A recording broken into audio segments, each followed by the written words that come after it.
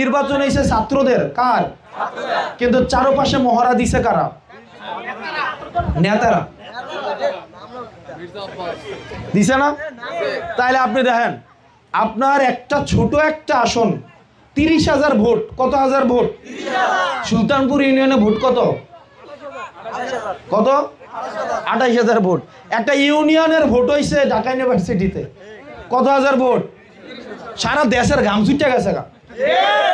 আপনারা দেখেন না রাজনৈতিক দলগুলোর মধ্যে দলীয় কোন দল, নেতা নেতা মুখ দেখে না, মারামারি করে, এগুলা দেখেন না? এগুলা দেখেন টিভিতে। আর আপনারা এলাকাতে কি করেন? মারামারি করেন, সবাই করেন না? এগুলো সব ভুয়া, এগুলো সব ভুয়া।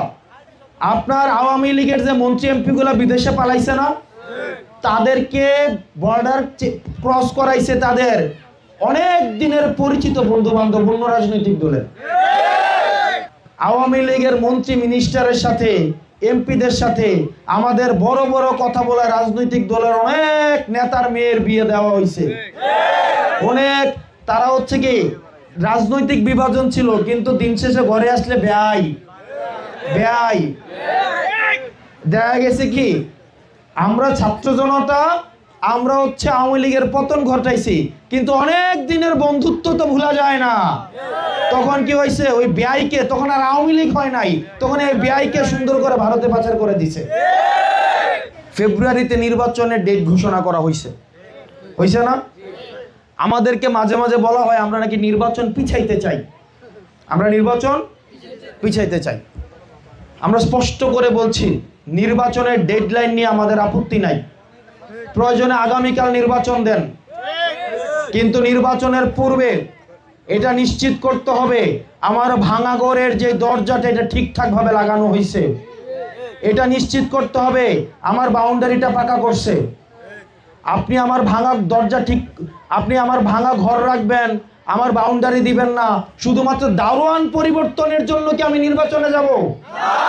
শুধু দারোয়ান পরিবর্তন করে 50 বছর দেখছি, চুরি থামানো যায় নাই, টেন্ডারবাজি থামানো যায় নাই, ভোট ডাকাতি থামানো যায় নাই। সুতরাং আমরা দারোয়ান পরিবর্তন করব, একই সাথে সাথে আমার ঘরের দরজাটাও ঠিকঠাক ভাবে লাগাইতে হবে, আমার বাউন্ডারিটা করতে হবে, আমাদের ভিড়টাকে পাকা করে দিতে হবে। এরপরেই হচ্ছে আমরা বলছি, যদি আগামী দিন নির্বাচন হয়, এই নির্বাচনে যদি আমরা অংশগ্রহণ নাও নেই, কিন্তু এই নির্বাচনটা যেন সুষ্ঠু হয়, আমরা সেটাতে সহায়তা করব। আবার আমরা একটা দলকে বলতে শুনছি, তাদের ব্যালটে যদি একটা প্রতীক না থাকে, দরকার হলে তারা নিজেরাই নাকি ব্যালট ছাপাবে। আপনারা চিন্তা করছেন?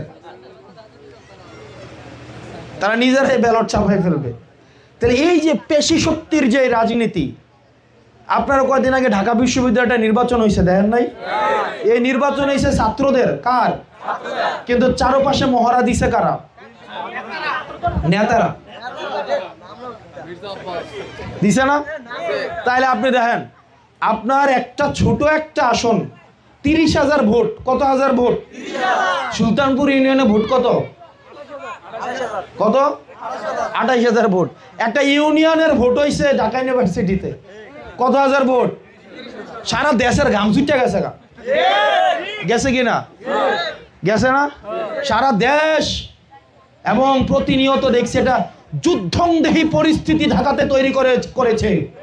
এই রাজনৈতিক দলগুলো এর দায়ভার এড়াইতে পারে না। শিক্ষার্থীদের নির্বাচনে তারা ইন্টারফেয়ার করেছে, তারা প্রভাবিত করার চেষ্টা করেছে। তারা যেভাবে তৃণমূলে বলে জিবাটা কেটে ফেলা হবে, সেটার তারা মহড়া ঢাকা বিশ্ববিদ্যালয়ে তারা দেখিয়েছে।